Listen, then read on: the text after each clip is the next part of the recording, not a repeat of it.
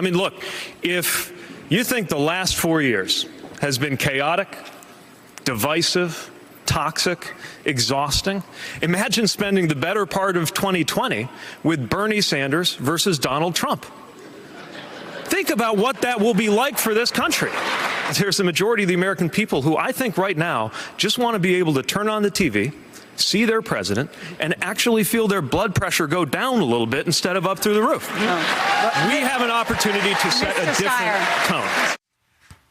And for lowering my blood pressure, last night was another strong debate for the former South Bend mayor, who, in addition to striking his primary opponents, kept the big picture in mind, that what's at stake if Democrats aren't successful is another 4 years of chaos. Joining us from Columbia, South Carolina, NBC News correspondent Vaughn Hilliard, who's been following Pete Buttigieg's campaign. All right, so I've got to ask you, is the breaking Buttigieg news that Eric Bolling, former Fox News anchor, and Donald Trump have Mayor Pete as their second ballot choice? Is that what I'm reading on Twitter?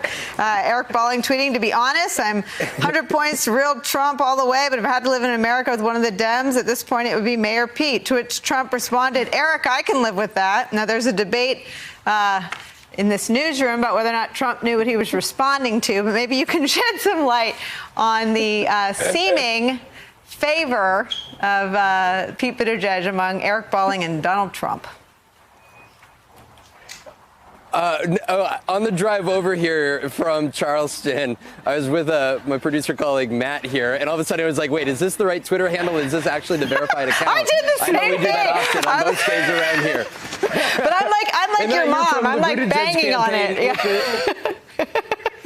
Then the Buttigieg campaign sends the tweet over, and I was like, I guess we're going with it. It looks like, based off of these tweets, it looks like the President of the United States has endorsed Pete Buttigieg, at least for the Democratic nomination, and has suggested he'd willingly turn over the White House in January 2021 if it comes to that. Look, Pete Buttigieg, at this point, Nicole, has to win this Democratic nomination through this Tuesday is a big deal. This campaign put out a memo last night saying that they need to keep Bernie Sanders within 350 delegate margin because they believe they're contending that March 10th and March 17th are better states for them. These are states like Illinois, Michigan, Missouri, Arizona, Washington State, Idaho. So they believe if they can remain in contention through Super Tuesday and keep Bernie Sanders at least close, that they are the ones that are the most viable to be that counter to Bernie Sanders. So what are they doing?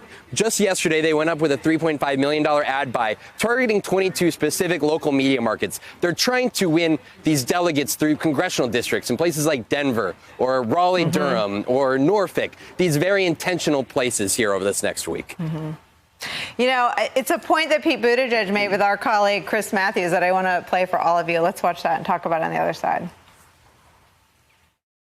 I mean, we're different, districts have different stories, but what's consistent is that not one of the 40 Democrats who have flipped those seats in the last election are supporting Senator Sanders or supporting his platform. They're running away from it because they know how much trouble it will create for them trying to keep the House in Democratic hands. Now, Juanita Tolliver, I know that Nancy Pelosi responded that she thought that Bernie Sanders could keep the House, but it's a potentially powerful message for Mayor Pete. It's definitely a powerful message, I won't say for Mayor Pete, versus something that reflects on the Democrats he was talking about, the frontline members who did flip red districts. What I do think Pete's missing in this entire exchange is selling himself forward, right? Like even the frame he's using on the debate stage, painting the picture of a Trump versus Sanders, a divisive, chaotic kind of time, doesn't really add points to his roster, right? So I think that's something that he needs to really fine-tune, especially if he's going to take this kind of surgical approach to getting delegates from congressional districts. What do you think? Yeah, look, I think it's a good message. The best message against Bernie Sanders is you cannot win. You're going to get Donald Trump reelected. And I think the mayor delivers it well because, unlike some of the other candidates in the field, the senators especially, he has a message that, like Bernie Sanders' message, there's a message of change, but it's, as he would say, it's a message that's inclusive, not exclusive. The problem with Mayor Pete's strategy is he still has not been able to address what seems to be the fatal flaw in his candidacy, and that's the ability to attract support from people of color. Right. He doesn't need Eric Bolling. He needs Eric Holder or some other prominent African Americans to come forward and endorse him and vouch for him in a way, because absent that, it's hard to see how he increases his support. And if you're at 2% with black voters, which I think he was in the most recent South Carolina poll, you are not going to win the Democratic nomination for president. You know, Vaughn, I wonder what that campaign says about Matt's criticism, because it's one that I've heard a lot, especially recently. Yeah, this is not where the campaign wanted to be when it comes to support among voters of color. And they really believe that if they spent enough time here over the last months, that those results would be able to not only show in the polls, but also on Election Day. And they quite frankly didn't in Nevada. But it goes back to, it was a conversation I had with Sophia Bowman here in South Carolina, a voter out in a rural part of the state. And she told me, look, the voters here in the South, it takes a while for us to like you. You got to prime the pump. He needs to continue to come back here. The question is a year of Pete Buttigieg trying to introduce himself to an entire region enough time? Yeah. And, you know, I think that is the reality here, is that he finds himself struggling to garner that support. He's talked about, you know, this morning he was with Reverend Al Sharpton at the National Action Breakfast, and he talked about humility, saying he understands that he can't understand what it's like to be a young black man growing up, and when those lights turn on, the red and blue lights turn on behind you, what that's like.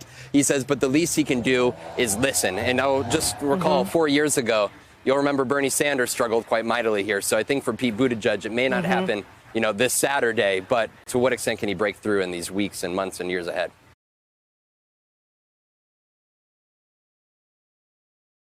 Hey there, I'm Chris Hayes from MSNBC. Thanks for watching MSNBC on YouTube. If you want to keep up to date with the videos we're putting out, you can click subscribe just below me, or click over on this list to see lots of other great videos.